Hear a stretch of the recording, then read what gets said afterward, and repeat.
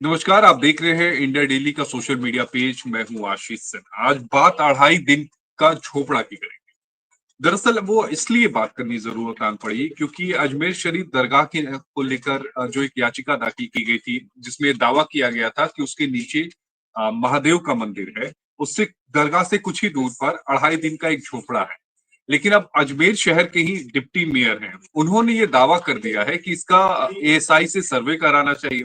उन्होंने कहा कि ये पहले जो था वो एक हिंदू विद्यालय हुआ करता था। डिप्टी मेयर नीरज जैन ने यह दावा किया है कि पहले यहाँ एक मंदिर और संस्कृति कॉलेज था।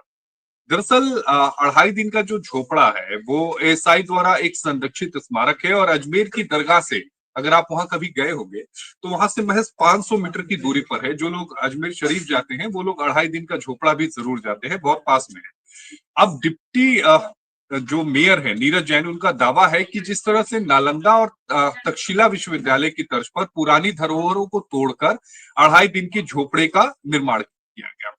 जब उनसे इंडिया डेली ने बात की तो उन्होंने कई सारी बात की। उन्होंने कहा कि जब 2.5 दिन का झोपड़ा बनाया गया था तो वो दरअसल वहां पर पहले संस्कृति पाठशाला और एक मंदिर था। उस समय के जो आक्रमणकारी थे वो भारत आए और उन्होंने धरोहर को पूरी तरह से तहस नहस किया, संरचना को बदला और वहां पर एक नई संरचना का इमारत का उन्होंने निर्माण किया। उन्होंने इस बात का भी दावा किया कि इस बात के सबूत हैं कि 2.5 दिन के झोपड़ा में खंभों में जगह जगह पर देवी देवताओं की मूर्तियां लगी हैं।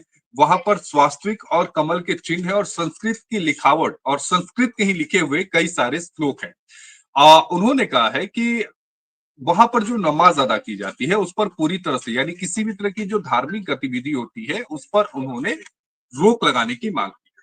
उसके पीछे उन्होंने हर बिलास शारदा की एक किताब है, उसका हवाला दिया है। दरअसल ये साल 1991 में हरबिलास शारदा ने अजमेर हिस्टोरिकल एंड डिस्क्रिप्टिव नाम से किताब लिखी थी। 206 पन्नों की ये किताब है और उसमें अगर आप उस किताब को पढ़ेंगे तो उस किताब का 7वां चैप्टर जो है वो 2.5 दिन का झोपड़ा का है। हरबिलास शारदा जी अपनी किताब में लिखते हैं कि जैन परंपरा के मुताबिक संरचना का निर्माण सेठ विरम देवा काल ने 660 ईस्वी में जैन त्योहार पंच कल्याण मनाने के लिए एक जैन मंदिर के रूप में इसका निर्माण कराया था और इसकी आधारशिला जैन भट्टाकर श्री विश्वानंद जी ने रखी थी। उन्होंने अपनी किताब में इस बात का भी दावा किया है कि ये आम साधारण है कि 2.5 दिन में बनाया गया, जबकि इसकी संरचना को मस्जिद बदलने में कई सारे दिन लग गए थे। उन्होंने अपनी किताब में इस बात का भी दावा किया गया है कि एक मूल रूप से इमारत थी जिसका इस्तेमाल कॉलेज के रूप में किया जाता है। इसके एक वर्ग के रूप में बनाया गया और हर तरफ से इसकी लंबाई 259 फीट के करीब है। इससे पश्चिम भाग में, यानी 2.5 दिन का जो झोपड़ा था उसके पश्चिम भाग में एक सरस्वती मंदिर था, जिसे आज की तारीख में हम कॉलेज कहते हैं। अ, और इस कॉलेज का निर्माण लगभग 1153 में भारत के पहले चौहान सम्राट विसल देव द्वारा किया गया था। उन्होंने अपनी किताब में आगे भी लिखा, 1192 का उन्होंने जिक्र किया और कहा कि मोहम्मद गौरी के आदेश पर अजमेर पर जब हमला हुआ उस दौरान इस इमारत को क्षति पहुंचाई गई और उसके बाद ये जो इमारत था उसकी संरचना को बदलने की यहाँ पर कोशिश की गई और सफेद संगमरमर से बना मेहराब 1199 में पारदर्शी दीवारें 1213 ईस्वी में मुल्तान के इल्तुमिश के समय बनाई गई और इस समय इसका पुनर्निर्माण किया गया और 1199 से लेकर 1213 तक ये पूरे निर्माण कार्य चला था। हालांकि अब कुछ इतिहासकार इस बात का दावा करते हैं कि ये जो पूरा विवाद है ये वर्शिप एक्ट के दायरे में आता है और कहीं से भी इसके सर्वे की इजाजत नहीं दी जा सकती है। अब हम आते हैं कि एसआई का इस पूरे मामले पर क्या कहना है, क्योंकि ये एसआई के द्वारा संरक्षित इमारत है। अगर आप एसआई की वेबसाइट पर जाइए तो उसके मुताबिक ये वास्तव में दिल्ली के पहले सुल्तान कुतुबुद्दीन ऐबक द्वारा 1199 में बनाई गई एक मस्जिद है, जो दिल्ली के कुतुब मीनार में बनी कुव्वतुल उल्म इस्लाम मस्जिद के समकालीन है। इसके बाद 1213 में सुल्तान इल्तुतमिश ने इसमें घुमावदार एक मेहराब और छेद वाली दीवार लगाई और उस समय ये भारत में उस समय की जो कलाकृतियां बनाई गई थी या इमारत बनाए गए थे वो उसमें पहला एक उदाहरण दिखाई देता है, वो उदाहरण मिलता है।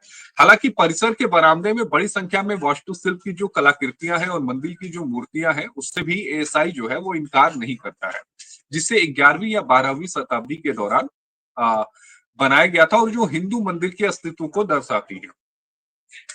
हालांकि एएसआई की जो वेबसाइट है उसके संदर्भ भी हरविलास शारदा की किताब का उसमें इस्तेमाल किया गया है। तो ये बात मैं आपको पहले बता देता हूं कि उसमें भी जिस किताब का हरविलास जी की किताब का हवाला दिया गया है उसमें एएसआई का भी जो है उसमें इस किताब का हवाला दिया गया है। साल 2024 में मई महीने में जैन मुनि उस समय थे सुनील सागर जी अभी भी हैं। तो उनके नेतृत्व में जैन समुदाय ने पैदल वहां पर एक मार्च किया था 2.5 दिन के झोपड़े के तहत। और उस समय उन्होंने एक बयान दिया था कि मैंने 2.5 दिन का झोपड़ा देखा और ये पाया कि कोई झोपड़ी नहीं बल्कि एक महल है और इस दौरान मुझे हिंदू आस्था की टूटी हुई मूर्तियां और दिखाई दी और विडंबना ये है कि इसे एक मस्जिद का रूप दिया गया है। तो ये बात उन्होंने अपने उस समय के बयान में कही थी। लेकिन अब सवाल ये उठता है कि पहले अजमेर शरीफ और उसके बाद फिर 2.5 दिन का झोपड़ा। हालांकि ये केवल मांग है, ये अभी तक इस बाबत कोई याचिका जो है वो अदालत में दाखिल नहीं की गई है। अब देखना ये होगा कि जो लोग दावा कर रहे हैं कि 2.5 दिन का झोपड़ा जो है वो एक संस्कृति विश्वविद्यालय है, अब वो हिंदू विश्वविद्यालय है और वहां पर हिंदू विश्वविद्यालय का निर्माण होना चाहिए। डिप्टी मेयर तो यहाँ तक कह रहे हैं कि किसी भी तरह की जो धार्मिक गतिविधि है उसका वहां पर पूरी तरह से उसे बंद कर दिया जाए। तो अब बड़ा दिलचस्प होगा कि आने वाले समय में इसमें क्या कोई याचिका अदालत में दाखिल की जाती है और अगर अदालत में दाखिल की जाती है तो फिर उस याचिका पर अदालत सुनवाई करते हुए क्या कुछ कहता है। इस वीडियो में इतना ही, लेकिन आपके कमेंट का मैं इंतजार करूंगा। अगर आपको 2.5 दिन के झोपड़े से जुड़ी हुई कोई भी जानकारी चाहिए या आपको लगता है कि कोई एक ऐसा पॉइंट है जो आपको समझना और जानना है तो आप कमेंट सेक्शन में जरूर बताइएगा, ताकि अगला जब वीडियो बनाऊं तो आपकी जो भी सवाल होंगे, कई सारे लोगों के सवाल आते हैं, तो उन सभी सवालों के जवाब मैं अगले वीडियो में जरूर दूं। अभी के लिए आप सभी का इंडिया डेली को जुड़ने